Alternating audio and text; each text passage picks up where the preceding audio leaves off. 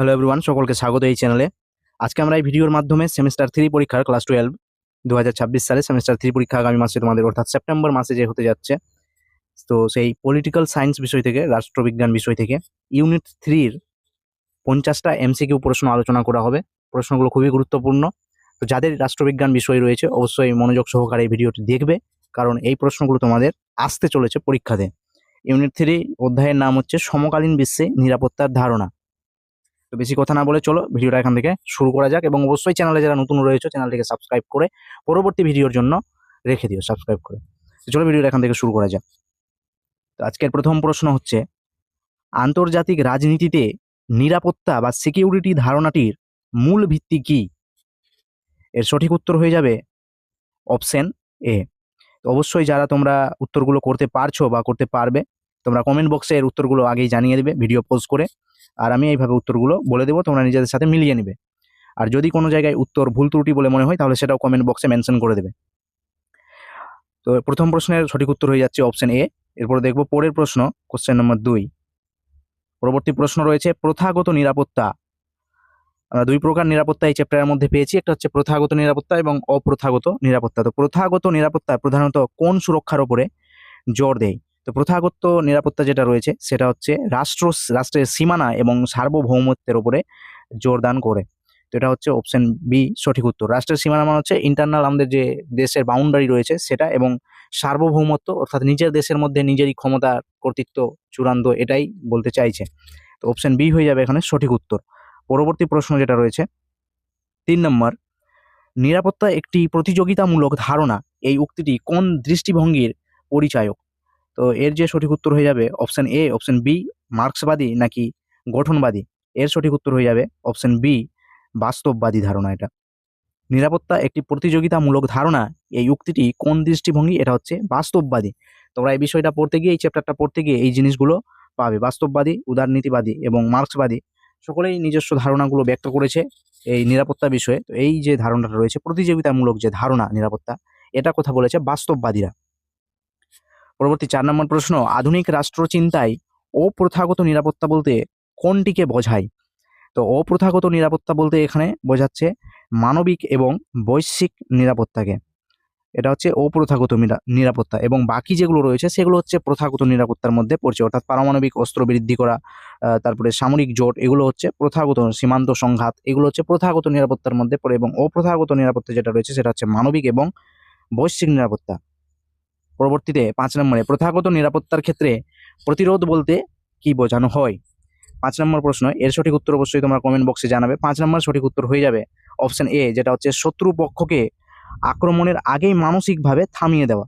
যখন কোনো দেশের ওপরে কোনো শত্রু আক্রমণ করে, বহির্দেশ যখন কোনো আক্রমণ করে, তো তাকে আগে থেকেই মানসিকভাবে যদি থামানো সম্ভব হয়, তো সেটাই হচ্ছে এখানে প্রতিরোধ বলতে বোঝানো। প্রতিরোধ তো আমরা এটাই জানছি, প্রতিরোধ বলতে এটাই জানি আমরা প্রত্যেকে, যে থামিয়ে দেওয়া, কোনো কিছুকে আগে থেকেই থামিয়ে দেওয়া, ঘটনা হওয়ার আগেই, তো এটাকেই প্রতিরোধ বলা হয়। তো শত্রুপক্ষকে আক্রমণের আগেই থামিয়ে দেওয়া। 6 নম্বর প্রশ্ন, নিচের কোনটি একটি রাষ্ট্রের অভ্যন্তরীণ নিরাপত্তার জন্য বর্তমানকালের বড় একটা হুমকি? বর্তমান সময়ে বলেছে অভ্যন্তরীণ নিরাপত্তা, ইন্টারনাল সিকিউরিটি কোনো দেশের বর্তমান সময়ে কোন জিনিসটা রয়েছে? অন্য দেশের নৌবাহিনী, এগুলো তো আগে মানে বিশ্বের শুরু থেকেই এগুলো রয়েছে, প্রাচীন যুগ থেকেই।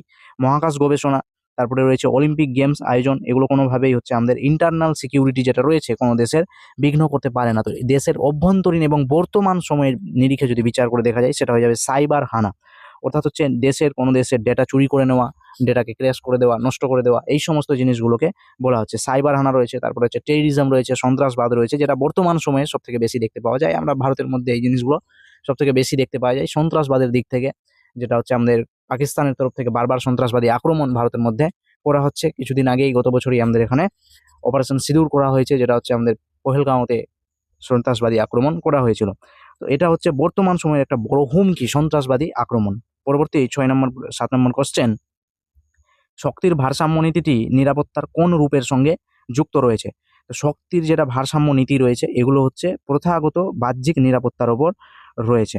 তো এগুলো জিনিস হচ্ছে তোমরা টেক্সট বুক যদি ঠিকঠাকভাবে পড়ে থাকো তাহলে আরামসে এই প্রশ্নগুলো করতে পারবে। তো প্রথাগত বাহ্যিক নিরাপত্তার মধ্যে পড়ছে শক্তির ভারসাম্য নীতি। পরবর্তী প্রশ্ন রয়েছে 8 নম্বর, জাতীয় নিরাপত্তা নিশ্চিত করতে একটি রাষ্ট্র যখন অন্য কোনো রাষ্ট্রের সঙ্গে সামরিক চুক্তিতে আবদ্ধ হয় তখন তাকে কি বলা হয়? তো প্রথাগত জাতীয় নিরাপত্তা নিশ্চিত করতে যখন একটা রাষ্ট্র অন্য রাষ্ট্রের সঙ্গে যখন কোনো রকম সামরিক চুক্তি করে হচ্ছে সেই দেশের বাহিনীর সাথে কোনোভাবে চুক্তি করে, আর্মির সাথে চুক্তি করে, তো সেটাকে বলা হচ্ছে জোট গঠন বলা হয়, কোনো একটা জোট তৈরি করা। যেমন আমরা পড়েছি যে ন্যাটো জোট রয়েছে বিশ্বের মধ্যে, তো এইগুলো জোটের কথাই এখানে বলা হচ্ছে, যেটা হচ্ছে নিরাপত্তা বা রাষ্ট্র অন্য রাষ্ট্রের সঙ্গে চুক্তি করে। কিসের জন্য? নিরাপত্তার জন্য। পরবর্তী 9 নম্বর প্রশ্ন হচ্ছে যৌথ নিরাপত্তা বা কালেকটিভ সিকিউরিটি ব্যবস্থার মূল মন্ত্রটি কি? তো এর সঠিক উত্তর হয়ে যাবে একজনের ওপর আক্রমণ মানে সবার উপরে আক্রমণ, যেটা নেটো চলে এইভাবে। নেটো মানে হচ্ছে একটা সামরিক জোট বলা যেতে পারে, নর্থ আটলান্টিক ট্রিটি অর্গানাইজেশন। এই যে নেটো যেটা রয়েছে, এই নেটো হচ্ছে এমনভাবেই কাজ করে। নেটোর মধ্যে বর্তমানে 32টা দেশ যুক্ত রয়েছে, এবং কোনো একটা দেশের উপরে কেউ যদি আক্রমণ করে, তাহলে বাকি যে দেশগুলো থাকছে সেই দেশগুলো নিজের উপরে সেই আক্রমণটাকে বলে মানবে যে আমাদের উপরে, প্রত্যেকের উপরে আক্রমণ করা হয়েছে, এবং প্রত্যেকে মিলে তার প্রতিরোধ করতে যাবে এবং সেই হিসাবে তারা ব্যবস্থা নেবে। তো এটাই বলা হচ্ছে যে যৌথ নিরাপত্তা বা কালেকটিভ সিকিউরিটি, এটাকেই বলে। একজনের উপরে যদি আক্রমণ হয় তাহলে সবার উপরে সেই আক্রমণটাকে ধরে নেওয়া হবে। পরবর্তী 10 নম্বর কোশ্চেন, ঠান্ডা যুদ্ধের সময় আন্তর্জাতিক নিরাপত্তার প্রধান কেন্দ্রবিন্দু কি ছিল? তো ঠান্ডা যুদ্ধের সময় আন্তর্জাতিক নিরাপত্তার প্রধান যে কেন্দ্রবিন্দু ছিল সেটা হচ্ছে দ্বিমেরু কেন্দ্রিক সামরিক প্রতিদ্বন্দ্বিতা। বিশ্ব দুটো মেরুতে ভাগ হয়ে গেছিল এই সময়, একটা হচ্ছে আমেরিকার দিকে চলে গেছিল, আরেকটা হচ্ছে আমাদের সোভিয়েত ইউনিয়ন বা রাশিয়া যেটা ছিল, সোভিয়েত রাশিয়া, সেটার দিকে এই দুটো বিশ্বে ভাগ হয়ে গেছিল। আর যারা গিয়েছিল না তারা ছিল হচ্ছে নেম অর্থাৎ নন অ্যালাইনমেন্ট মুভমেন্ট। যারা যায়নি এই দুটোর মধ্যে তারা ছিল নেম জোটের মধ্যে অর্থাৎ নন অ্যালাইনমেন্ট মুভমেন্ট। পরবর্তী প্রশ্ন 11 নম্বর হচ্ছে মানব নিরাপত্তা ধারণাটি প্রথম কত সালে বিশ্ব স্তরে পরিচিতি পায়? মানব নিরাপত্তার যে ধারণা, এটা প্রথম পরিচিতি পেয়েছিল বিশ্ব স্তরে 1970 সালে, 1970। এই জিনিসগুলো তোমরা অবশ্যই টেক্সট বুক পড়বে ভালো করে, তারপরে এই জিনিসগুলো তোমরা পাবে সেখানেই। পরবর্তী প্রশ্ন হচ্ছে ইউএনডিপি অর্থাৎ ইউনাইটেড নেশন ডেভেলপমেন্ট প্রোগ্রামের কোন প্রতিবেদনে নিরাপত্তা শব্দটিকে রাষ্ট্রকেন্দ্রিক অবস্থান থেকে সরিয়ে ব্যক্তিকেন্দ্রিক করে দেওয়া হয়েছে? এই যে নিরাপত্তা যেটা ছিল এটা প্রথমে রাষ্ট্রকেন্দ্রিক ছিল, পরে এটাকে ব্যক্তিকেন্দ্রিক হিসেবে করে দেওয়া হয়েছে। তো এটা হচ্ছে কোন প্রতিবেদনে ইউনাইটেড নেশন ডেভেলপমেন্ট প্রোগ্রামের বলা হয়েছে? তো এটা হয়ে যাবে হিউম্যান ডেভেলপমেন্ট রিপোর্ট অনুযায়ী, কারণ হিউম্যান মানে হচ্ছে মানুষ এবং মানুষ মানে হচ্ছে ব্যক্তি। তো এই অনুযায়ী করা হয়েছে। পরিবেশ তো এখানে হচ্ছে এনভায়রনমেন্ট সম্পর্কিত বিষয় বলবে, এবং স্বাস্থ্য রিপোর্ট যেটা আছে এটা মানব স্বাস্থ্য সম্পর্কে বলবে, এবং বিশ্ব উন্নয়নের রিপোর্টে তো এটার কথাই বলছে। বিশ্ব উন্নয়নের রিপোর্ট তো ইউনাইটেড নেশন ডেভেলপমেন্ট প্রোগ্রাম, তো উন্নয়নেই এটা করা হয়েছে। হিউম্যান ডেভেলপমেন্ট রিপোর্টে এই নিরাপত্তার কথা বলা হয়েছে। অবশ্যই ভিডিওটি যদি তোমাদের পছন্দ হয় এবং উপযোগী বলে মনে হয় তাহলে চ্যানেলটিকে সাবস্ক্রাইব করবে এবং বন্ধুদের মধ্যে বেশি বেশি করে অবশ্যই শেয়ার করে দিবে পরবর্তী ভিডিওগুলো, যাতে তারা পায় এবং তোমরাও যাতে দেখতে পাও। 13 নম্বর প্রশ্ন, নিচের কোনটি মানব নিরাপত্তার একটি প্রধান উপাদান নয়? মানব নিরাপত্তার প্রধান উপাদান নয় হচ্ছে মহাকাশে আধিপত্য বিস্তার করা। মহাকাশে আধিপত্য বিস্তারের সাথে মানব নিরাপত্তার কোনো সম্পর্ক নেই। মানব নিরাপত্তার সাথে সম্পর্ক রয়েছে খাদ্য নিরাপত্তা দিতে হবে মানুষকে অবশ্যই, স্বাস্থ্য নিরাপত্তা দিতে হবে, এবং ব্যক্তিগত নিরাপত্তা তো অবশ্যই রয়েছে। এই সবগুলো হচ্ছে মানব নিরাপত্তার সাথে যুক্ত। Option A, option B, option C. কিন্তু এই মহাকাশে আধিপত্য বিস্তার করা এটা হচ্ছে কারো ব্যক্তিগতভাবে কারো সঙ্গে জড়িত নয়। মহাকাশে আধিপত্য বিস্তার করা মানে হচ্ছে মহাকাশ গবেষণার ক্ষেত্রে কে কত দূর যেতে পারছে। এটা হচ্ছে মানব নিরাপত্তার সাথে যুক্ত নয়, প্রধান উপাদান নয়। পরবর্তী প্রশ্ন 14 নম্বর, অপ্রথাগত নিরাপত্তার ক্ষেত্রে বিশ্ব উষ্ণায়ন কেন একটি হুমকি হিসেবে গণ্য হয়? এর সঠিক উত্তর হয়ে যাবে অপশন বি, কারণ এটি বাস্তুতন্ত্র এবং মানুষের অস্তিত্বকে বিপন্ন করতে পারে। বিশ্ব উষ্ণায়ন যেটা পৃথিবীর টেম্পারেচার, তোমরা ভূগোলে পরিবেশের মধ্যে পড়েছো, তো বাস্তুতন্ত্র যদি নষ্ট হয়ে যায় তাহলে তো মানুষ কোথায় থেকে থাকবে? বিশ্ব উষ্ণায়ন যদি হয় বা পৃথিবীর টেম্পারেচার যদি বেড়ে যায়, গ্লোবাল ওয়ার্মিং, তাহলে হচ্ছে বাস্তুতন্ত্র নষ্ট হয়ে যাবে। বাস্তুতন্ত্র মানে হচ্ছে যেখানে জীব উদ্ভিদ একত্রে সকলে বসবাস করে, সমস্ত পরিবেশের সমস্ত জিনিসগুলো রয়েছে সেগুলো নষ্ট হয়ে যাবে, মানুষের অস্তিত্ব বিপন্ন হয়ে যাবে। তো সেখানে হচ্ছে অপ্রথাগত নিরাপত্তার ক্ষেত্রে একটা বড় হুমকি হিসেবে মানা হয়। 15 নম্বর প্রশ্ন, নিরাপত্তা পরিষদ বা সিকিউরিটি কাউন্সিল কোন বিশ্ব সংস্থার অধীনে আন্তর্জাতিক নিরাপত্তা তদারকি করে? তো নিরাপত্তা পরিষদ যেটা রয়েছে এটা তো সার্কের দ্বারা কাজ করে না, কারণ সার্ক হচ্ছে দক্ষিণ এশিয়ার একটা সংস্থা, south Asian association for regional cooperation যেটা এর পুরো নাম। ইউরোপীয় ইউনিয়ন এটা হচ্ছে একটা আঞ্চলিক সংস্থা, যেটা ইউরোপের 27-28টা দেশ মিলে এই জিনিসটা তৈরি হয়েছে, ইউরোপীয় ইউনিয়ন। এবং আসিয়ান যেটা রয়েছে এটা দক্ষিণ পূর্ব এশিয়ার যে দেশগুলো রয়েছে সেইগুলোর একটা সংগঠন, তো এটাও হচ্ছে একটা আঞ্চলিক সংগঠন। তো আসিয়ানের পুরো নাম হচ্ছে এশিয়ান সাউথ ইস্ট নেশন। তো ইউনাইটেড নেশন যেটা রয়েছে, সম্মিলিত জাতিপুঞ্জ, এটা হচ্ছে নিরাপত্তা পরিষদের একটা ইউনাইটেড নেশনের অধীনে কিন্তু এই নিরাপত্তা পরিষদ বা সিকিউরিটি কাউন্সিল যেটা রয়েছে সেটা কাজ করে থাকে। আর বাকি যেগুলো 3টা অপশন রয়েছে সেটা হচ্ছে আমাদের আঞ্চলিক অঞ্চল। তো আর এটা হচ্ছে পুরো বিশ্ব লেভেলে কাজ করে, পুরো ওয়ার্ল্ড লেভেলে কাজ করে নিরাপত্তা পরিষদ। আর এগুলো হচ্ছে আঞ্চলিক লেভেলে। তো আঞ্চলিক লেভেলের তো এটা হতে পারে না, বিশ্ব লেভেলে আঞ্চলিকের কোনো সংগঠন বিশ্ব লেভেলে কি করে কাজ করবে। তো এটা হয়ে যাবে ইউনাইটেড নেশনের একটা অঙ্গ হচ্ছে নিরাপত্তা পরিষদ। তো এর সঠিক উত্তর হয়ে যাবে অপশন সি। পরবর্তী 16 নম্বর প্রশ্ন, ভারতের প্রেক্ষাপটে জাতীয় নিরাপত্তা রক্ষার জন্য সর্বোচ্চ নীতি নির্ধারক কমিটি কোনটি? তো ভারতের প্রেক্ষাপটে আমাদের জাতীয় নিরাপত্তাকে ঠিক করে, আমাদের দেশের যে নিরাপত্তা রয়েছে, ভারত দেশের সমগ্র নিরাপত্তা, এটা ঠিক করে এনএসসি, ন্যাশনাল সিকিউরিটি কাউন্সিল, জাতীয় নিরাপত্তা পরিষদ, এটা ঠিক করে। পরবর্তী প্রশ্ন 17 নম্বর, আধুনিক যুদ্ধে অস্ত্র নিয়ন্ত্রণ বা আর্মস কন্ট্রোল বলতে কি বোঝায়? অস্ত্র নিয়ন্ত্রণ বলতে বর্তমান সময়ে বোঝানো হচ্ছে যে অস্ত্রের যে উৎপাদন রয়েছে সেটাকে কমিয়ে আনা এবং অস্ত্রের যে বিস্তার সেটার উপরে বিধিনিষেধ করা। তো এটাই হচ্ছে আধুনিক যুদ্ধে অস্ত্র নিয়ন্ত্রণ। বর্তমান সময় তোমরা দেখতে পাবে যে ইরান, আমেরিকা, ইসরায়েল এরা যুদ্ধে রয়েছে। এর কারণ, যুদ্ধের মূল কারণটাই হচ্ছে যে ইরান চাইছে নিজেদের পারমাণবিক যে শক্তি রয়েছে সেটাকে ডেভেলপ করতে, এবং আমেরিকা সেটা করতে দেবে না। তো এটাই বলেছে যে অস্ত্রের যে উৎপাদন এবং বিস্তার, এটার জন্য বিধিনিষেধের জন্য ওরা হচ্ছে আধুনিক সময়ে যুদ্ধ বলতে এটাই হচ্ছে। তো আমরা এটাই কারণে যুদ্ধ দেখতে পাচ্ছি যে ইরান চাইছে নিজের পারমাণবিক শক্তিকে বা পারমাণবিক যে এটমিক ওদের পাওয়ার রয়েছে সেটাকে ডেভেলপ করতে, কিন্তু আমেরিকা সেটা করতে দেবে না। এই জন্যই তাদের মধ্যে যুদ্ধ চলছে। তো এটাই হচ্ছে আধুনিক যুদ্ধে অস্ত্র নিয়ন্ত্রণ বা আর্মস কন্ট্রোল বলতে বোঝায় অস্ত্রের উৎপাদনকে কমিয়ে আনা এবং অস্ত্রের যে বিস্তার রয়েছে সারা বিশ্বের মধ্যে সেটাকে হচ্ছে নিয়ন্ত্রণ করা। পরবর্তী 18 নম্বর কোশ্চেন, সীমানা পেরিয়ে আসা শরণার্থীদের ভিড় একটি রাষ্ট্রের জন্য কোন ধরনের নিরাপত্তা? শরণার্থী অর্থাৎ হচ্ছে যখন অন্য কোনো দেশের লোকজন, যেমন বাংলাদেশের লোকজন আমাদের দেশে এসে থাকছে বিনা কোনো রকম ভিসা বা কোনো রকম পারমিশন ছাড়া, কোনো রকম সিটিজেন নাগরিকত্ব না নিয়ে যে তারা এখানে রয়েছে, তো তাদেরকেই বলা হচ্ছে শরণার্থী। এরা বিশেষ করে পশ্চিমবঙ্গ, আসাম, ত্রিপুরা এই সমস্ত রাজ্যের মধ্যে এদের সব থেকে বেশি দেখতে পাওয়া যায়। তো সীমানা পেরিয়ে যে শরণার্থীরা কোনো রাষ্ট্রের মধ্যে এসে যখন ভিড় করে, তো সেটা কেমন ধরনের একটা নিরাপত্তার চ্যালেঞ্জ বলে মানা হয়? তো এর যে সঠিক উত্তর আছে সেটা হয়ে যাবে অপশন বি। এটা হচ্ছে অপ্রথাগত বা মানবিক একটা নিরাপত্তার চ্যালেঞ্জ হয়ে দাঁড়ায় সেই সময়। 19 নম্বর কোশ্চেন, সাইবার নিরাপত্তা বর্তমানে কেন গুরুত্বপূর্ণ হয়ে উঠেছে? তো সাইবার নিরাপত্তা হচ্ছে বর্তমান সময়ে এই জন্য গুরুত্বপূর্ণ হয়েছে কারণ এটা ডিজিটাল তথ্য এরা হচ্ছে নষ্ট করে দেয়, বা ডিজিটাল তথ্য হচ্ছে চুরি করে নেয়। এবং ডিজিটাল বর্তমান সময়ে যদি আমরা দেখি তো আমাদের সবকিছুই ডিজিটাল মাধ্যমেই সেভ রয়েছে। এবার কোনো দেশের ডিজিটাল যদি সাইবার অ্যাটাক হয়ে যায় তাহলে সমস্ত তথ্য তো তাদের হাতে চলে যাচ্ছে। পরিকাঠামোগত রক্ষা এবং সেইগুলো হচ্ছে সাইবার নিরাপত্তার মধ্যে চলে আসে। পরবর্তী 20 নম্বর প্রশ্ন, ভারতের পারমাণবিক নীতির অন্যতম প্রধান বৈশিষ্ট্য কোনটি? ভারতের পারমাণবিক নীতির অন্যতম প্রধান বৈশিষ্ট্য হচ্ছে যে আমরা প্রথমে ব্যবহার করব না, এমনটা আমরা বলে দিয়েছি। পারমাণবিক অস্ত্র যখন আমরা তৈরি করে ফেলেছি তখন আমাদের শুরু থেকেই এটা বলা রয়েছে যে নো ফার্স্ট ইউজ, আমরা প্রথমে পারমাণবিক অস্ত্র প্রয়োগ করব না। যদি আমাদের উপরে কখনো করা হয় প্রয়োগ বা অ্যাটাক করা হয় পারমাণবিক অস্ত্র দিয়ে, তাহলে আমরা পরমাণু প্রয়োগ করব, তার আগে ফার্স্ট ইউজ আমরা করব না। তো এটাই হচ্ছে আমাদের প্রধান বৈশিষ্ট্য এবং নীতিও বলা যেতে পারে। পরবর্তী 21 নম্বর, জৈব সন্ত্রাস বা বায়োটেররিজম নিচের কোনটির সাথে যুক্ত? তো জৈব সন্ত্রাস মানে হচ্ছে, জৈব মানে হচ্ছে জীব, জীব মানে হচ্ছে ভাইরাস বা ব্যাকটেরিয়া, এইগুলোকে মারণাস্ত্র হিসেবে ব্যবহার করা হয়, যেটা চীন করতে চেয়েছিল করোনা দিয়ে। তো বুঝতেই পারছো এগুলো জিনিস। পরবর্তী প্রশ্ন 22 নম্বর, দক্ষিণ এশিয়ার আঞ্চলিক নিরাপত্তা এবং সহযোগিতা বৃদ্ধির লক্ষ্যে গঠিত সংস্থা কোনটি? দক্ষিণ এশিয়া, দক্ষিণ এশিয়া যদি আমরা দেখি তাহলে ব্রিক্স, এটা তো হবে না, এটা হচ্ছে কয়েকটা দেশের, এখানে হচ্ছে ব্রাজিলও যুক্ত রয়েছে। ব্রাজিল দেশ হচ্ছে আমাদের সাউথ আমেরিকা থেকে, রাশিয়া হচ্ছে ইউরোপ থেকে, তারপরে ইন্ডিয়া এশিয়া থেকে, চায়না এশিয়া থেকে, এবং সাউথ আফ্রিকা যেটা রয়েছে সেটা আফ্রিকা মহাদেশ থেকে। তো এখানে অনেকগুলো মহাদেশ যুক্ত রয়েছে। তো শুধু এখানে বলেছে দক্ষিণ এশিয়া, তো এই অপশনটা সেইভাবে হচ্ছে না।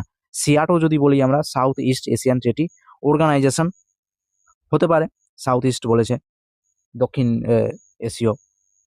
পরবর্তীতে যদি আমরা বলি যে সার্ক এবং নেটো, নেটো তো হচ্ছে নর্থ আটলান্টিক, এটাতে চলে গেল ইউরোপীয় ইউনিয়ন যারা রয়েছে তারা এখানে যুক্ত রয়েছে, ইউরোপের বেশিরভাগ দেশ। তো 22 নম্বর প্রশ্নের সঠিক উত্তর হয়ে যাবে option C, SAARC, South Asian association for regional cooperation, এটা হচ্ছে এর পুরো নাম, এবং পুরো নাম করতে পারলেই এর উত্তর জানা চলে যাচ্ছে। তাহলে এর সঠিক উত্তর হয়ে যাচ্ছে অপশন সি, যে দক্ষিণ এশিয়ার আঞ্চলিক নিরাপত্তা এবং সহযোগিতা হেল্পের জন্য, এই যে বলাই রয়েছে শেষেরটাই, রিজিওনাল কোঅপারেশন, আঞ্চলিক নিরাপত্তা এবং সহযোগিতা। কোঅপারেশন, সহযোগিতা, এগুলোই বোঝায়। তো এর সঠিক উত্তর হয়ে যাবে অপশন সি, সার্ক। 23 নম্বর কোশ্চেন, প্রথাগত নিরাপত্তার একটি দেশের সব থেকে বড় সম্পদ কাকে মনে করা হয়? তো প্রথাগত নিরাপত্তার একটা প্রথাগত মানে হচ্ছে সামরিক জিনিসকে বোঝানো হয়। তো দেশের সব থেকে বড় সম্পদ যেটা রয়েছে সেটা হচ্ছে শক্তিশালী সেনাবাহিনী। যে দেশের সেনাবাহিনী শক্তিশালী থাকবে সেই দেশের নিরাপত্তা তত বেশি জোরদার হবে। যেমন আমেরিকা, রাশিয়া, ভারত, তো এই দেশগুলোর যেগুলো রয়েছে, চীন রয়েছে, এই দেশের সেনাবাহিনী বেশ মজবুত জায়গায় রয়েছে। তো 23 নম্বর সঠিক উত্তর হয়ে যাবে অপশন সি, শক্তিশালী সেনাবাহিনী থাকতে হবে। এটা প্রথাগত নিরাপত্তার মধ্যে পড়ছে। পরবর্তী প্রশ্ন হচ্ছে আমাদের 24 নম্বর, মানব নিরাপত্তা লঙ্ঘন কিভাবে নিরাপত্তার সংকট তৈরি করে? তো 24 নম্বর প্রশ্নের সঠিক উত্তর হয়ে যাবে অপশন বি, কারণ এই মানব নিরাপত্তা যদি লঙ্ঘন হয় তাহলে যে সংকটটা তৈরি হবে, গৃহযুদ্ধ তৈরি হবে। গৃহযুদ্ধ মানে হচ্ছে নিজের দেশের মধ্যে অশান্তি তৈরি হয়ে যাবে এবং রাজনৈতিক অস্থিরতা তৈরি হবে। সরকার পড়ে যাবে, সরকার তৈরি হবে, আবার সরকার পড়ে যাবে, এরকম একটা সমস্যা তৈরি হবে যদি মানব অধিকার যদি লঙ্ঘন হয়, তাহলে এই নিরাপত্তাগুলোর জন্য সংকট তৈরি হচ্ছে। পরবর্তী 25 নম্বর প্রশ্ন, শান্তিপূর্ণ সহাবস্থান নীতিটি নিচের কার সঙ্গে যুক্ত? শান্তিপূর্ণ সহাবস্থান নীতি যেটা রয়েছে সেটা আমাদের পঞ্চশীল নীতিতে বলা রয়েছে। 25 নম্বরের অপশন এ হয়ে যাবে সঠিক উত্তর, শান্তিপূর্ণভাবে সহাবস্থান করব। পঞ্চশীল নীতি কোন দুটি দেশের মধ্যে হয়েছিল? এটা তোমরা কমেন্ট বক্সে অবশ্যই জানাবে যে কোন দুটি দেশের মধ্যে পঞ্চশীল নীতি স্বাক্ষরিত হয়েছে। তো শান্তিপূর্ণভাবে সহাবস্থান বসবাস করা, এটা বলা রয়েছে পঞ্চশীল নীতিতে। তারপরে একে অপর অর্থাৎ উভয় দেশ যেগুলো রয়েছে তারা হচ্ছে পরস্পরের সার্বভৌমত্ব, অখণ্ডতা, ভৌগোলিক এইগুলো হচ্ছে স্বীকার করে নেবে, আক্রমণ করবে না। এই জিনিসগুলো পঞ্চশীল নীতিতে বলা রয়েছে এবং এটা কোন দুটি দেশের মধ্যে রয়েছে সেটা তোমরা কমেন্ট বক্সে অবশ্যই জানাবে। পরবর্তী 26 নম্বর প্রশ্ন, ব্যালেন্স অফ টেরর ধারণাটি আন্তর্জাতিক নিরাপত্তার কোন বিষয়ের সঙ্গে যুক্ত?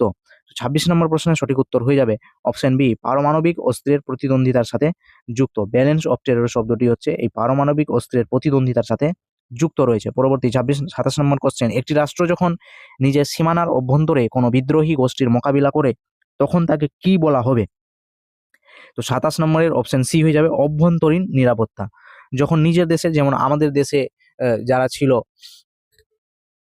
নক্সাল, যারা ছিল যে তাদের সাথে যে আমাদের দেশের সেনাবাহিনী বা আমাদের দেশের সরকার যে লড়াই করেছে এতদিন ধরে সামরিক ব্যবস্থার ক্ষেত্রে এই নক্সালাইটদের জন্য, তো সেটা একটা হচ্ছে আমাদের অভ্যন্তরীণ নিরাপত্তার জন্য। যখন একটি রাষ্ট্র নিজের সীমানার অভ্যন্তরে বিদ্রোহী গোষ্ঠী যারা ছিল নক্সালরা, বর্তমানে ভারতকে নক্সাল মুক্ত করে দেওয়া হয়েছে, তো এটাকে তখন অভ্যন্তরীণ নিরাপত্তা বলে ধরে নেওয়া হবে। 28 নম্বর কোশ্চেন, জোট নিরপেক্ষ আন্দোলন বা ন্যাম, যেটা এর আগে তোমাদের বললাম, নন অ্যালাইনমেন্ট মুভমেন্ট, এর অন্যতম প্রধান লক্ষ্য কি? তো এর অন্যতম প্রধান লক্ষ্য হচ্ছে 28 নম্বরের সঠিক উত্তর হয়ে যাবে অপশন সি, যে কোনো সামরিক জোটে যোগ না দিয়ে নিজস্ব নিরাপত্তাকে রক্ষা করা। সামরিক জোট মানে হচ্ছে, যেমন একটু আগেই তোমরা পড়লে যে নেটো জোট রয়েছে, এগুলো সামরিক জোট, আমরা এখানে যুক্ত নেই, অর্থাৎ ভারত এখানে যুক্ত নেই। তারপরে হচ্ছে একটা বিশ্ব দুটা মেরুতে বিভক্ত হয়ে গেছে, একটা রাশিয়া মেরু, রাশিয়ার দিকে যারা ঝুঁকে রয়েছে এবং আমেরিকার দিকে যারা ঝুঁকে রয়েছে, এইভাবে কিন্তু আমরা কারো দিকেই ঝুঁকে নই, আমরা এই নেমের মধ্যে রয়েছি, অর্থাৎ আমরা নিরপেক্ষ রয়েছি, কারোর সাথে সাপেক্ষ নেই, যুক্ত নেই, এটাই হচ্ছে নিরপেক্ষ। তো এটাই হচ্ছে যে কোনো সামরিক জোটে যোগ না দিয়ে নিজস্ব নিরাপত্তা নিজের হাতে আমাদের রয়েছে। পরবর্তী 29 নম্বর কোশ্চেন, 1992 সালে যে বসুন্ধরা সম্মেলন হয়েছিল সেটা হচ্ছে কোন নিরাপত্তাকে গুরুত্ব দিয়ে এটা অনুষ্ঠিত হয়েছিল বা প্রতিষ্ঠিত হয়েছিল? তো বসুন্ধরা সম্মেলন তোমরা পরিবেশের মধ্যে পড়েছো এবং পরিবেশ মানেই হচ্ছে পরিবেশগত নিরাপত্তার জন্য এটা করা হয়েছিল। ব্রাজিলের রিও ডি জেনেরিও শহরে এই জিনিসটা করা হয়েছিল, অর্থাৎ এই যে মিটিং, যেটা সামিট যেটা অনুষ্ঠিত হয়েছিল বসুন্ধরা সম্মেলন 1992 সালে, সেটা পরিবেশগত নিরাপত্তার উপরে করা হয়েছিল। 30 নম্বর কোশ্চেন, নিরাপত্তা শব্দের মূল ল্যাটিন শব্দ সিকিউরাস এর অর্থ কি? তো এর সঠিক উত্তর হয়ে যাবে অপশন বি, দুশ্চিন্তা বা যত্ন থেকে মুক্তি। এটাই হচ্ছে নিরাপত্তা শব্দের মুক্তি। নিরাপত্তা বলতে আমরা কি বোঝাই? নিরাপত্তা তখনই বলবো যখন আমাদের মধ্যে কোনো রকম চিন্তা থাকবে না, ভয় থাকবে না, এটাই হচ্ছে, বা কেয়ার থেকে যখন আমরা মুক্তি হয়ে যাব তখনই সেটাকে আমরা বলবো নিরাপত্তা। কেয়ার করছি তার মানে কোনো জিনিসে ভয় রয়েছে বলেই সেটাই আমরা কেয়ার করছি। তো কেয়ার থেকে অর্থাৎ যত্ন থেকে মুক্তি হয়ে গেলে তাহলে আমরা হচ্ছে নিরাপত্তা হয়ে গেছি। পরবর্তী, নিচের কোনটি একটি রাষ্ট্রের শক্তিসাম্য বজায় রাখার প্রচলিত পদ্ধতি নয়? তো এটা হয়ে যাবে আন্তর্জাতিক আদালত বর্জন করা। ইন্টারন্যাশনাল কোর্টকে কেউ কি করে বর্জন করতে পারে? কারণ সেটা হচ্ছে একটা কোর্ট, সংগঠন একটা, তো কোর্টকে কোনোভাবেই বর্জন করা যাবে না। তো নিচের কোনটি একটি রাষ্ট্রের শক্তিসাম্য বজায় রাখা প্রচলিত পদ্ধতি নয়? তাহলে এটা হচ্ছে বিরোধী কাজ হয়ে যাবে, বিদ্রোহী কাজ হয়ে যাবে। তাই জন্য বলা হয়েছে আন্তর্জাতিক আদালতকে বর্জন করা এটা কখনোই শক্তিসাম্য বজায় রাখার প্রচলিত পদ্ধতি নয় যে শক্তি সাম্য বজায় রাখবো এই জন্য কোর্টকে আমি বর্জন করে দিলাম, কোর্টে যাচ্ছি না, কোর্টে হিয়ারিং আছে শুনছি না। এটা ইন্টারন্যাশনাল কোর্টের কথা বলা হচ্ছে, ইন্টারন্যাশনাল কোর্ট অফ জাস্টিস, যেটা হেগ শহরে রয়েছে। পরবর্তী 32 নম্বর কোশ্চেন, হিউম্যান সিকিউরিটি নেটওয়ার্ক নামক আন্তর্জাতিক সংস্থাটি কত সালে গঠিত হয়েছিল? হিউম্যান সিকিউরিটি নেটওয়ার্ক নামক এই যে সংস্থা রয়েছে সেটা গঠিত হয়েছিল অপশন সি 1999 সালে। পরবর্তী 32 নম্বর কোশ্চেন, 33 নম্বর কোশ্চেন, বর্তমানে বিশ্বের অনেক দেশই খাদ্য নিরাপত্তা বিঘ্নিত হয়েছে। তো বর্তমানে অনেক দেশ যে রয়েছে যেগুলো খাদ্য নিরাপত্তা বিঘ্নিত হওয়ার এর প্রধান কারণ বলে কি মনে করা হচ্ছে? তো খাদ্য নিরাপত্তা কি জন্য ব্যবহার হচ্ছে? ইন্টারনেটের ব্যবহারের জন্য? মোটেই না। ইন্টারনেটের ব্যবহারের জন্য পড়াশোনা লাটে গেছে, খাদ্য নিরাপত্তা কি করে বিগ্রহ হবে? অতিরিক্ত শিল্পায়নের জন্য এবং মহাকাশ গবেষণার জন্য। তো খাদ্য নিরাপত্তা যেটা বিঘ্নিত হয়েছে সেটার মূল কারণ হচ্ছে জলবায়ুর পরিবর্তন হয়ে যাওয়া এবং যুদ্ধ বিগ্রহ হওয়া। যুদ্ধ যদি দেশের মধ্যে চলতে থাকে তাহলে চাষবাস এগুলো সব বন্ধ হয়ে যায়। জলবায়ু যদি পরিবর্তন হয়ে যায় তাহলে বৃষ্টি, শীত এইগুলো টাইমগুলো পরিবর্তন হয়ে যায়, গ্রীষ্ম এইগুলো সব পরিবর্তন হয়ে যায়, যার জন্য ফসল শস্যাদি ঠিকঠাক মতো চাষ হতে পারে না। তো এটা হচ্ছে অপশন বি সঠিক উত্তর। পরবর্তী প্রশ্ন 34 নম্বর, অস্ত্র নিয়ন্ত্রণ এবং নিরস্ত্রীকরণ এর মধ্যে মূল পার্থক্য কি? অস্ত্রর নিয়ন্ত্রণ মানে হচ্ছে অস্ত্রর সংখ্যা সীমিত করতে বলা হচ্ছে, অস্ত্রের সংখ্যা কি করতে বলা হচ্ছে? কমিয়ে আনতে বলা হচ্ছে, এটাই হচ্ছে নিয়ন্ত্রণ। এবং নিরস্ত্রীকরণ যেটা বলা হচ্ছে সেটা হচ্ছে নির্মূল করা, অস্ত্রকে পুরোপুরিভাবে শেষ করে দেওয়া। তো 34 নম্বর প্রশ্নের সঠিক উত্তর হয়ে যাবে অপশন বি। অস্ত্রের নিয়ন্ত্রণ মানে হচ্ছে অস্ত্রকে কমিয়ে আনা, আর নিরস্ত্রীকরণ মানে হচ্ছে পুরোপুরি সেই অস্ত্রকে শেষ করে দেওয়া। কোনো দেশে বলা হয় যে নিরস্ত্রীকরণ নীতি, যদি বলা হয় ভারতে তাহলে হচ্ছে সেটা হচ্ছে ভারতের যে অস্ত্র আছে সেটাকে হচ্ছে শেষ করে দেওয়া। এবং নিয়ন্ত্রণ যদি বলা হয় তাহলে হচ্ছে অস্ত্রকে কমিয়ে আনা। কিন্তু আমাদেরকে কে বলবে এই জিনিসগুলো? বলার জন্য তো অনেক কেউ রয়েছে, কিন্তু ভারত সেগুলো শোনার জন্য বসে নেই। পরবর্তী 35 নম্বর কোশ্চেন, ভারতের জাতীয় নিরাপত্তা উপদেষ্টা বা এনএসএ, ন্যাশনাল সিকিউরিটি এজেন্ট যিনি রয়েছেন, সরাসরি কার কাছে তিনি জবাবদিহিতা বা দায়বদ্ধ থাকেন? তো এর সঠিক উত্তর হয়ে যাবে প্রধানমন্ত্রীর কাছে। ভারতের যিনি এনএসএ রয়েছেন, জাতীয় নিরাপত্তা উপদেষ্টা বা ন্যাশনাল সিকিউরিটি এজেন্ট যিনি রয়েছেন, তিনি সরাসরি প্রধানমন্ত্রীর কাছে দায়বদ্ধ থাকেন, জবাবদিহিতা করেন। এবং বর্তমান ভারতের যিনি এনএসএ রয়েছেন তিনি হচ্ছেন আমাদের স্যার অজিত ডোভাল মহাশয়, ভয়ঙ্কর লোক। এবং তিনি আমাদের যে প্রধানমন্ত্রী রয়েছে তার কাছে তিনি দায়বদ্ধ থাকেন, জবাবদিহিতা করেন। পরবর্তী 36 নম্বর কোশ্চেন, অপ্রথাগত নিরাপত্তার ক্ষেত্রে অর্থনৈতিক নিরাপত্তার মূল চাবিকাঠি কি? অপ্রথাগত নিরাপত্তার ক্ষেত্রে অর্থনৈতিক নিরাপত্তার মূল চাবিকাঠি হচ্ছে অপশন বি, নাগরিকদের ন্যূনতম আয় এবং কর্মসংস্থানের নিশ্চয়তা দিতে হবে। এটাই হচ্ছে আমাদের অর্থনৈতিক নিরাপত্তা। নাগরিকদের যে ন্যূনতম আয় যেটা রয়েছে সেটা হচ্ছে দিতে হবে, এবং কর্মসংস্থান অর্থাৎ কাজ করার জন্য সুযোগ তাদের করে দিতে হবে, তাহলেই আমাদের অর্থনৈতিক নিরাপত্তা আসবে। পরবর্তী 36 নম্বর কোশ্চেন, 37 নম্বর, 1951 সালে স্বাক্ষরিত আঞ্জুস চুক্তিটি কোন ধরনের নিরাপত্তার উদাহরণ? এর সঠিক উত্তর হয়ে যাবে অপশন বি, আঞ্চলিক সামরিক জোট এবং প্রথাগত নিরাপত্তার উপরে এটা উদাহরণ হিসেবে কাজ করে। পরবর্তী 38 নম্বর কোশ্চেন, সন্ত্রাসবাদ গঠন কেন একটি অপ্রথাগত নিরাপত্তার হুমকি হিসেবে বিবেচিত হয়? এর সঠিক উত্তর হয়ে যাবে অপশন ডি, সবকটি। কারণ হচ্ছে এটি কেবল নির্দিষ্ট সীমার মধ্যে থাকে না, অপ্রথাগত যেটা নিরাপত্তা রয়েছে এটি সাধারণ নাগরিকদের মধ্যে ভীতি সৃষ্টি করে লক্ষ্য পূরণ করে, এর কোনো সুনির্দিষ্ট যুদ্ধক্ষেত্রেও নেই। এটাই হচ্ছে কারণ, এটা হচ্ছে মানব অধিকারের সঙ্গে যুক্ত, মানব নিরাপত্তার সঙ্গে যুক্ত। যেটা বললাম আমরা একটু আগে, ভাইরাস, ভাইরাস যেগুলো রয়েছে এটা তো কোনো দেশের মধ্যে সীমাবদ্ধ থাকে না, এবং নাগরিকদের মধ্যে ভীতি সৃষ্টি করে সেটাকে লক্ষ্য পূরণ করে দেয়, এবং এটা কেবল একটা কোনো দেশের মধ্যে সীমার মধ্যে আবদ্ধ থাকে না। যেমন আমরা করোনা ভাইরাসকে দেখেছি, সেটা কি কোনো একটা দেশের মধ্যে ছিল না। তো এইগুলোই হচ্ছে সন্ত্রাসবাদ, একটি অপ্রথাগত নিরাপত্তা। সন্ত্রাসবাদ যেগুলো রয়েছে, টেররিজম, সেটা তো যে কোনো দেশের মধ্যেই হতে পারে। আজকে ভারতে হচ্ছে, আমেরিকাতেও হচ্ছে টেররিজম। তো এটার কোনো লিমিট নেই। পরবর্তী কোশ্চেন 39 নম্বর, আন্তর্জাতিক নিরাপত্তার ক্ষেত্রে এনার্জি সিকিউরিটি বা জ্বালানি নিরাপত্তা বলতে কি বোঝায়? আন্তর্জাতিক ক্ষেত্রে যেটা আমাদের জ্বালানি সিকিউরিটি বা জ্বালানি নিরাপত্তা যেটা রয়েছে সেটা হচ্ছে আমাদের নিরবিচ্ছিন্ন এবং সাশ্রয়ী মূল্যে শক্তি উৎসের যোগান নিশ্চিত করা। যেগুলো আমাদের কয়লা রয়েছে বা জ্বালানি রয়েছে, পেট্রোলিয়াম রয়েছে, এগুলো হচ্ছে ঠিকঠাক মতো যোগান দেওয়ার কথাই বলা হয়েছে। এটাই হচ্ছে এনার্জি সিকিউরিটি।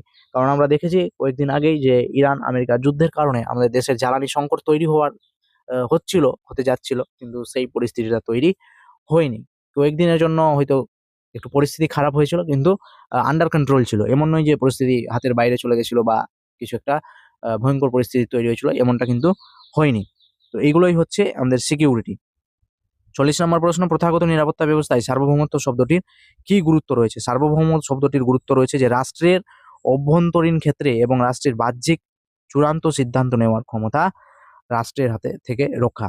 অর্থাৎ হচ্ছে রাষ্ট্রের অভ্যন্তরীণ বিষয়ে সিদ্ধান্ত কে নেবে, সেই দেশটাই নেবে, নিজের দেশ নেবে, এবং বাহ্যিক বিষয়ে চূড়ান্ত সিদ্ধান্ত নেওয়ার ক্ষমতা থেকে রক্ষা। অর্থাৎ বাইরের কোনো বিষয়ে সেটা হচ্ছে সিদ্ধান্ত, আমরা কোথায় থেকে তেল কিনবো না কিনবো, এমন যদি কোনো পরিস্থিতি থাকে, সেটা কে ডিসাইড করবে না করবে, আমেরিকা বলে দেবে যে ভারত কোথায় থেকে তেল কিনবে। তো এইগুলো সিদ্ধান্তর বিষয় থেকে রক্ষা পাওয়া, এটাই হচ্ছে আমাদের প্রথাগত নিরাপত্তা, যেটা সার্বভৌম শব্দের দ্বারা ডিফাইন করা হয়, যে আমরা এই সিদ্ধান্তের দ্বারা অন্য কোনো দেশের চলবো না, অন্য কোনো দেশের সিদ্ধান্তের উপরে চলবো না, যে আমরা কোথায় থেকে কি করব না করব, এটাকেই সার্বভৌম বলা হয়। যে সমস্ত বিষয়ে নিজের দেশের যে সিদ্ধান্ত রয়েছে এবং ক্ষমতা রয়েছে সেটাই চূড়ান্ত থাকবে, বাইরের কোনো লোকের কথাই নয়। লোক মানে হচ্ছে কোনো দেশের কথাই নয়। পরবর্তী 41 নম্বর কোশ্চেন, দক্ষিণ এশিয়ার ভারত আর পাকিস্তানের মধ্যে যে পারমাণবিক ঝুঁকি কমানোর জন্য কোন ঘোষণা স্বাক্ষরিত হয়েছিল? এটা হয়েছিল লাহোর ঘোষণা। লাহোর ঘোষণা করা হয়েছিল। 41 নম্বর প্রশ্নের সঠিক উত্তর হয়ে যাবে অপশন বি, যে ভারত আর পাকিস্তানের মধ্যে পারমাণবিক ঝুঁকি কমানোর জন্য এটা হচ্ছে লাহোর ঘোষণা, কারণ দুই দেশের হাতেই পারমাণবিক শক্তি রয়েছে। পরবর্তী 42 নম্বর কোশ্চেন, মানব নিরাপত্তার ব্যক্তিগত নিরাপত্তা উপাদানের মূল লক্ষ্য কি? মানব নিরাপত্তার ব্যক্তিগত নিরাপত্তা যে মূল লক্ষ্য যেটা রয়েছে সেটা হচ্ছে আমাদের 42 নম্বরের সঠিক উত্তর হয়ে যাবে অপশন বি, ব্যক্তিকে শারীরিক নির্যাতন আর সংহিতা থেকে মুক্ত রাখা। পরবর্তী প্রশ্ন যেটা রয়েছে 43 নম্বর, ঠান্ডা যুদ্ধের সময় ন্যাটো এবং ওয়ারশো প্যাক্ট গঠন কোন ধরনের নিরাপত্তাকে প্রতিফলন? যেটা ঠান্ডা যুদ্ধের সময় এই যে গঠন হয়েছিল ন্যাটো এবং ওয়ারশো প্যাক্ট, যেটা করা হয়েছিল, এটা কোন ধরনের নিরাপত্তা প্রতিফলনের জন্য এটা তৈরি হয়েছিল, মানে কি এমন নিরাপত্তা ভুক্তভোগী হয়েছিল যে যার জন্য এগুলো তৈরি করা হয়েছে, ন্যাটো এবং ওয়ারশো প্যাক্ট করা হয়েছে? তো সঠিক উত্তর হয়ে যাবে অপশন বি, যেটা হচ্ছে সামরিক জোট নিরাপত্তা। সামরিক জোট থাকলে তাহলে একটা নিরাপত্তা রইল, যে কোনো দেশের উপরে যদি আক্রমণ করে তো প্রত্যেকে মিলে যাব আক্রমণ করতে। তো এই জন্য তৈরি করা হয়েছিল সামরিক জোট নিরাপত্তার জন্য। 44 নম্বর কোশ্চেন, মিশন শক্তি নামক পরীক্ষার মাধ্যমে ভারত কোন ধরনের নিরাপত্তার ক্ষমতা প্রদর্শন করেছে? তো এটা হয়ে যাবে অ্যান্টি স্যাটেলাইট বা মহাকাশ নিরাপত্তার উপরে এই কাজটা করেছে। মিশন শক্তি নামক পরীক্ষা যেটা করেছে ভারত, সেটা হচ্ছে মহাকাশ নিরাপত্তার জন্য করেছে। অপশন বি হয়ে যাবে সঠিক উত্তর। পরবর্তী 45 নম্বর কোশ্চেন, বিশ্ব স্বাস্থ্য সংস্থা কোন ধরনের নিরাপত্তা সুনিশ্চিত করে? তো স্বাস্থ্য বিষয় যখন বলেই দিয়েছে এখানে, তো সঠিক উত্তর হয়ে যাবে অপশন সি, স্বাস্থ্য নিরাপত্তার উপরে বিশ্ব স্বাস্থ্য সংস্থা কাজ করে। 46 নম্বর কোশ্চেন, 19 শতকে ইউরোপে শক্তি ভারসাম্য বজায় রাখা ব্যবস্থার নাম কি ছিল? এর সঠিক উত্তর হয়ে যাবে option A, concert of Europe. শক্তি ভারসাম্য বজায় রাখার জন্য যে ব্যবস্থা তৈরি করা হয়েছিল সেটা ছিল concert of Europe. 47 number question, নিচের কোনটি একটি অপ্রথাগত নিরাপত্তা হুমকির আধুনিক রূপ? সেটা হচ্ছে ডেটা চুরি করা বা সাইবার স্পাইং করা। স্পাইং মানে হচ্ছে কোনো দেশে হচ্ছে জাসুসি করাকে বোঝায়, হচ্ছে ডেটা চুরি করা এবং সাইবার আধুনিক রূপ বলা হয়েছে এখানে। তো অপ্রথাগত নিরাপত্তার আর প্রাচীন রূপ যেটা ছিল সেটা হচ্ছে সন্ত্রাসবাদ, কিন্তু বর্তমান সময়ে যেটা সব থেকে বেশি ভয়ঙ্কর বিষয় সেটা হচ্ছে ডেটা চুরি বা সাইবার অ্যাটাক করে দেওয়া। তো 47 নম্বর কোশ্চেন সঠিক উত্তর হয়ে যাবে অপশন বি। পরবর্তী 48 নম্বর কোশ্চেন, এনপিটি নন প্রলিফিয়েশন বা টিএটি বা পরমাণু অপ্রসার চুক্তি প্রধান উদ্দেশ্য কি ছিল? প্রধান উদ্দেশ্য ছিল পরমাণু অস্ত্রের বিস্তার যেটা আছে সেটাকে রোধ করা। এটাই হচ্ছে এনপিটি, নন প্রলিফিয়েশন ট্রিটি, যেখানে ভারত স্বাক্ষর করেনি, পরমাণু অস্ত্রের বিস্তারকে রোধ করা। 49 নম্বর কোশ্চেন, রাজনৈতিক নিরাপত্তা বলতে কি বোঝায়? রাজনৈতিক নিরাপত্তা বলতে বোঝায় মানবাধিকার দেওয়া এবং মৌলিক গণতান্ত্রিক অধিকারের সুরক্ষা দেওয়া। মানুষের যে ন্যূনতম অধিকার আছে সেই অধিকারগুলোকে দেওয়া হবে, এটাই হচ্ছে রাজনৈতিক নিরাপত্তা বলতে বোঝায়। পরবর্তী আজকে শেষ কোশ্চেন 50 নম্বর, যৌথ নিরাপত্তার ধারণাটির প্রথমবার কোন আন্তর্জাতিক প্রতিষ্ঠানের সনদে স্থান পেয়েছিল? যৌথ নিরাপত্তা যেটা রয়েছে সেটা কোথায় স্থান পেয়েছিল প্রথমবার? যৌথ নিরাপত্তা যেমন ন্যাটো রয়েছে, তো এটা ফার্স্ট কোথায় স্থান পেয়েছিল? তো এর সঠিক উত্তর হয়ে যাবে লিগ অফ নেশনে স্থান পেয়েছিল, লিগ অফ নেশন। তো এই হচ্ছে তোমাদের 50টা কোশ্চেন। তো এর পরবর্তী আরো পার্ট রয়েছে যেগুলো 51 নম্বর কোশ্চেন, তো সেগুলো তোমাদের পরবর্তীতে আলোচনা করা হবে। তো অবশ্যই যারা ভিডিওটা ভালো লাগলো এবং ইম্পর্টেন্ট বলে মনে হচ্ছে তাহলে চ্যানেলটিকে সাবস্ক্রাইব করে দিও পরবর্তী পার্টগুলো পাওয়ার জন্য এবং অন্যান্য বিষয়গুলোর ভিডিওগুলো পাওয়ার জন্য, কারণ কিছুদিন পরেই তোমাদের পরীক্ষা শুরু হতে যাচ্ছে। তো এতক্ষণ ভিডিওটা দেখার জন্য সকলকে অসংখ্য ধন্যবাদ এবং বন্ধুদের মধ্যে শেয়ার করে দিও। আর পরবর্তী পার্টের জন্য অবশ্যই চ্যানেলকে তোমরা সাবস্ক্রাইব করে নিও। Thank you so much.